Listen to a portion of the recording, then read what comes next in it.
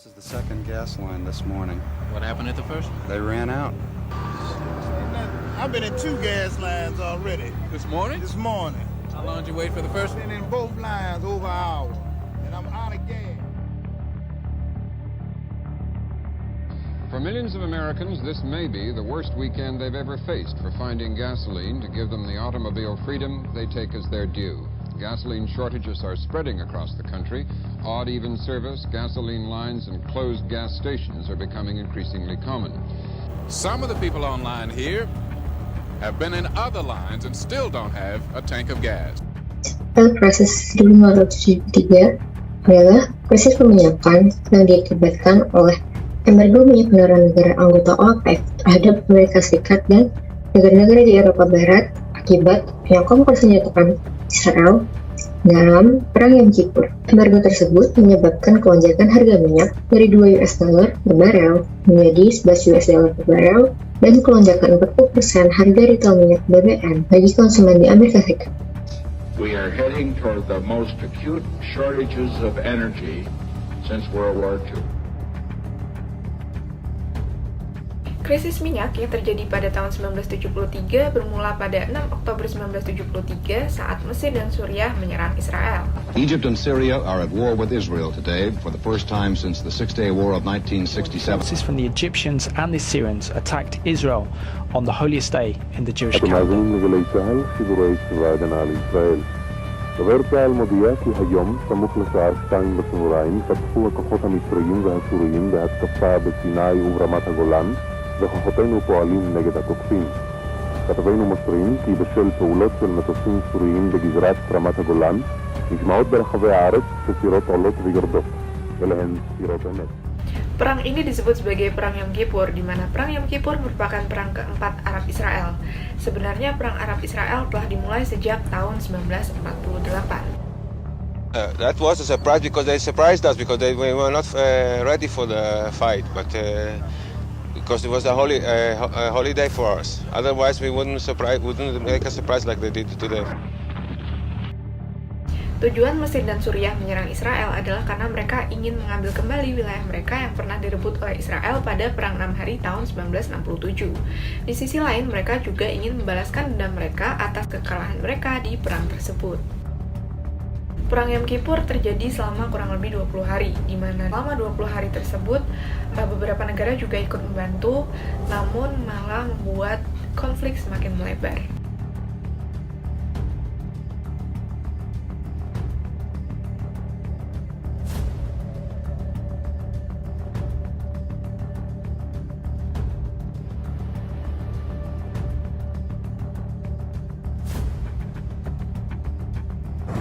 On October 19th, President Nixon requested $2.2 billion emergency aid for Israel.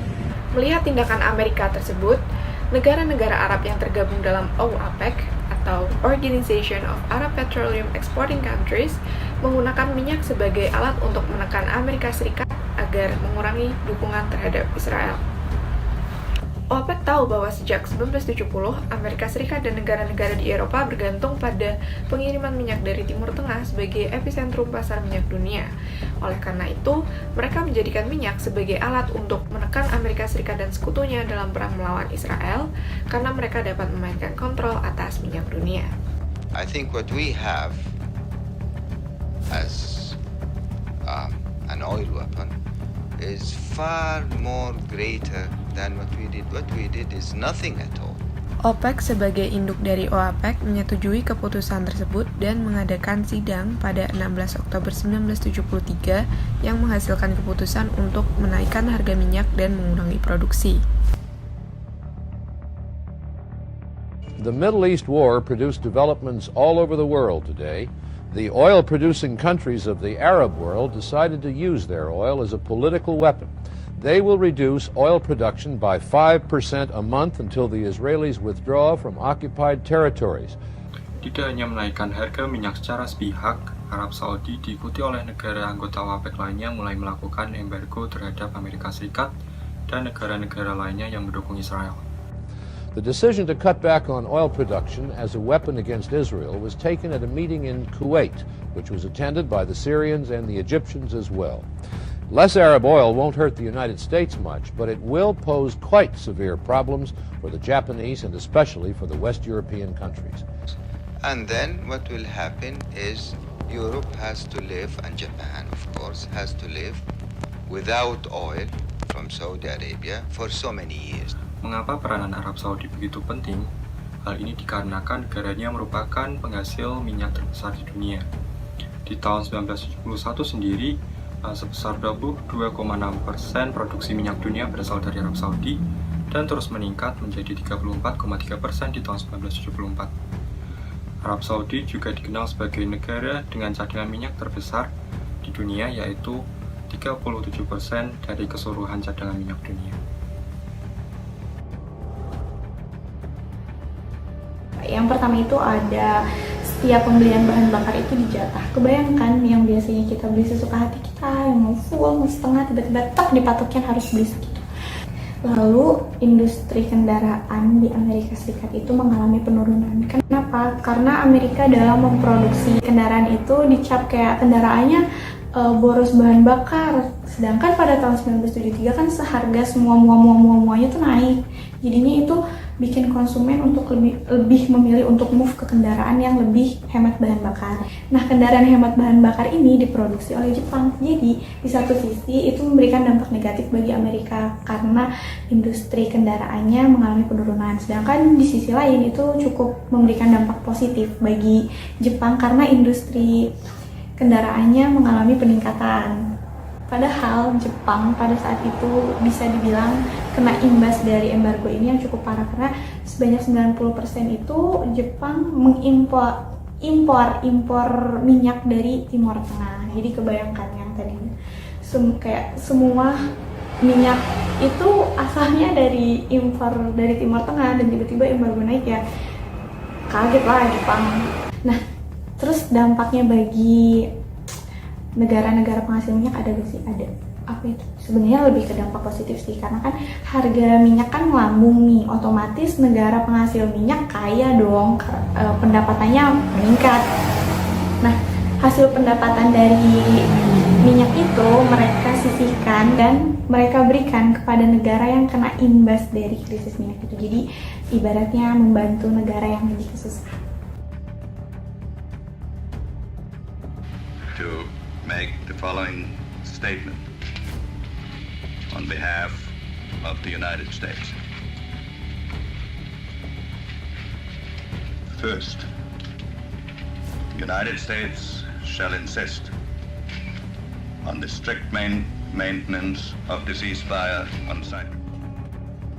Presiden Nixon dan Menteri Luar Negeri Henry Kissinger mengakui adanya kendala yang melekat dalam pembicaraan damai untuk mengakhiri perang yang digabungkan dengan negosiasi dengan anggota OPEC Arab untuk mengakhiri embargo dan meningkatkan produksi. Pemerintahan Nixon memulai negosiasi paralel dengan produsen minyak utama untuk mengakhiri embargo dan dengan Mesir, Suriah, dan Israel untuk mengatur penarikan Israel dari Sinai dan dataran tinggi Golan.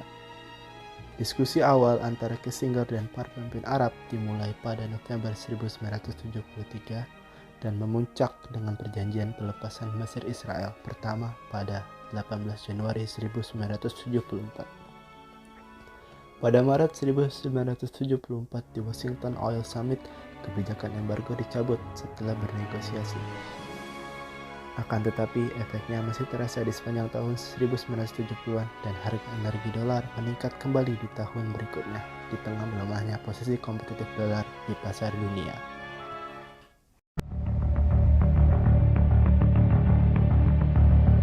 Reperkusi dari krisis minyak tersebut mempengaruhi perekonomian bagi negara-negara di Eropa Barat dan Amerika Serikat akibat dari kelangkaan BBM yang tentunya dibutuhkan oleh berbagai sektor di masa itu.